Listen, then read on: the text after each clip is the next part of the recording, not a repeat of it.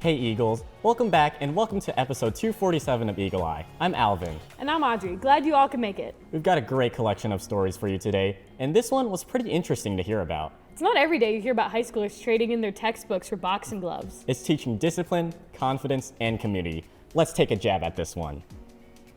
Howdy, howdy, Apple Valley. In this segment, we'll be looking at one of the fastest growing clubs in the school. Let's check it out. I am Mr. Flightman. I'm in my second year teaching here at Apple Valley, and I am the supervisor of the boxing club.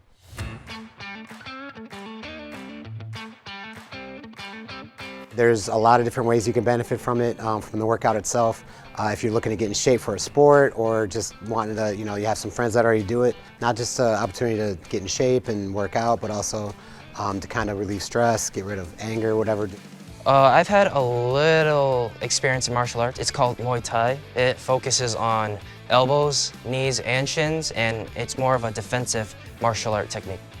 With me, I got the passion. I got that fire. I got this. No. The only thing I had close to doing stuff like that was shadow boxing in my room. But other than that, no. This is my first experience doing it. I just see my brother work out all the time, and he's always like punching the air. I joined boxing club because I wanted to challenge myself mentally and physically. I wanted to take up boxing because it was the new thing on the block, you know what I'm saying? And I was like, oh, this is something I'm really interested in. And when the time finally came, I was like, oh, this is such great cardio. This is such a good way to relieve my stress. Hopefully you never have to use it, but knowing that if you ever had to throw a punch, you could. Everyone's working out together, and it's just, there's a lot of different aspects to the workout that could benefit people. So no experience necessary. And the great part of the club is nobody judges you if you've never boxed before. Thank you to Mr. Flightman and our boxing club members. Reporting for EaglEye, I am Jacob Hansen. Wow, that club seems fun. There's something coming up that includes less sweat, more snacks, and is even more heroic. The AVHS blood drive is next week. Did you know that every 2 seconds someone in the US needs blood? This year, AVHS is holding a Red Cross blood drive on Monday, April 28th from 7:30 a.m. to 12:30 p.m. We're hoping to collect 51 pints this year, a respectable goal. And if met, the Red Cross will donate $1,000 for a scholarship to be given to an AVHS senior. If you'd like to give blood, you can use the on-screen QR code to get to the Red Cross website. Find the AVHS event to schedule an appointment. Think about giving. You could save lives. The blood drive really is a helpful thing for many people. I hope everything we've told you can convince you to either donate or talk your friends into. I wonder if vampires run blood drives. I'm sure that's not uncommon misinformation, which makes a great segue into our next story. Someone interviewed a vampire? Nope. Enjoy the story. Hey Eagles, I'm sure we've all used the internet at some point in our lives, but sometimes the content on the internet can be untrue or fake. Let's take a closer look. Misinformation can be found anywhere on the internet, from a group chat with your friends, a social media platform, or even some news articles. It's the way that we find the false information from the true information that helps us understand what we need to look out for.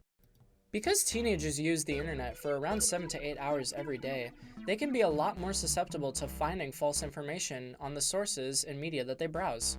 Now, we talked to a teacher and a staff member on how you can look out for false information and how to know what is true from what is untrue. Let's see what they had to say. I think that false information has been mixed in with factual information, especially when we look at social media. There was a study released on TikTok and medical claims specifically, and over 44% of medical experts and their claims were completely debunked as false.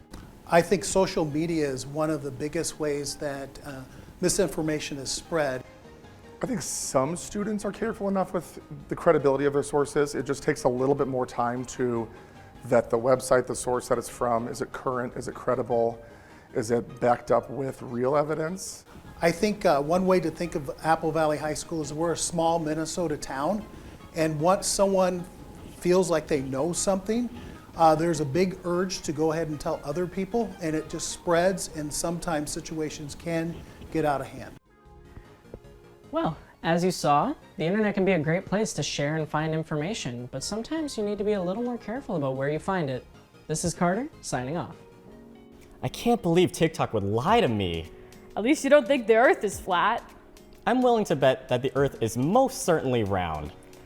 I wouldn't be so quick to go betting. Our next story makes me think betting could be a real problem. But isn't the casino the only place where I could lose 100% of my money, but win 300%?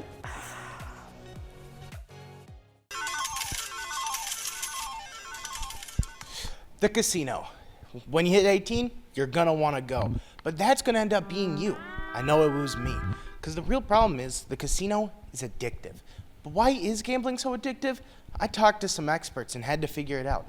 We're gonna tell you what they told us. So gambling's been around almost literally forever because people love competition.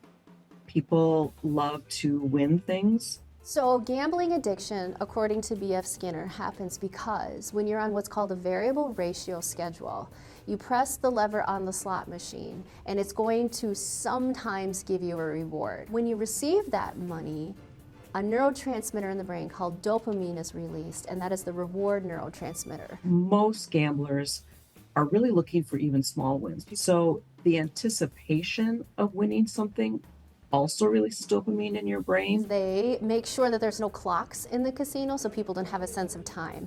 They pump in air conditioning so that your body stays cool, which keeps you awake longer. When you're seated in front of a slot machine, for example, or at a blackjack table, they will bring you free pop or water or coffee, and then they have a hot dog cart that goes around. Basically, they want you to just be seated and not move as much as possible.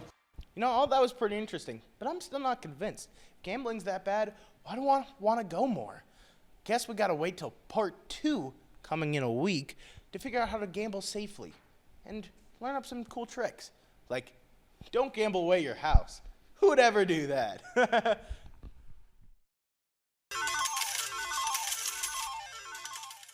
I hope you learned something from that story, Alvin. And if you didn't, maybe someone on our mock trial team could persuade you. I've heard they're pretty good at that. You've got that right.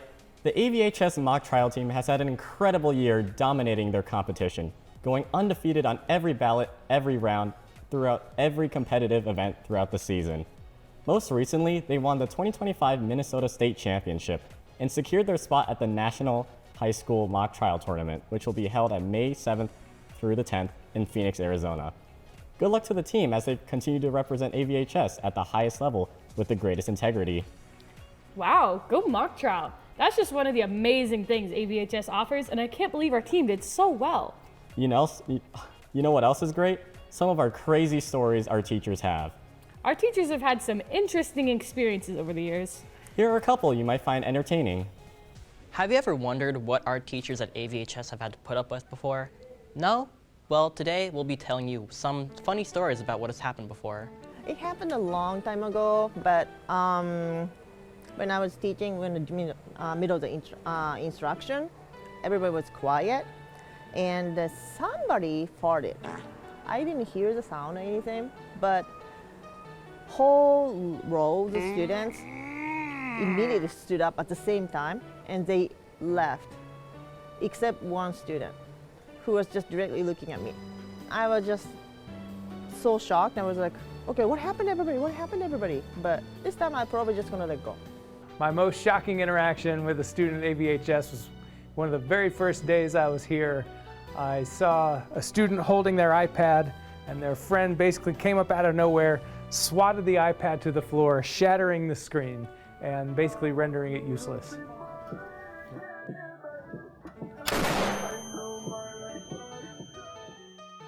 Our poor teachers. Make sure to thank your next teacher that you see, all right?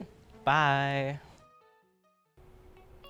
I don't know what I would do if I was a teacher. How do they do it every day? Right? However, you would make a lot of lasting memories. I just hope we don't end up as part of our teachers' weird memories. Ain't that the truth? Well, that's all we have for you today. We appreciate you for tuning in. Don't forget to cheer on our Eagles. And sign up for the blood drive. And as always, thanks for watching.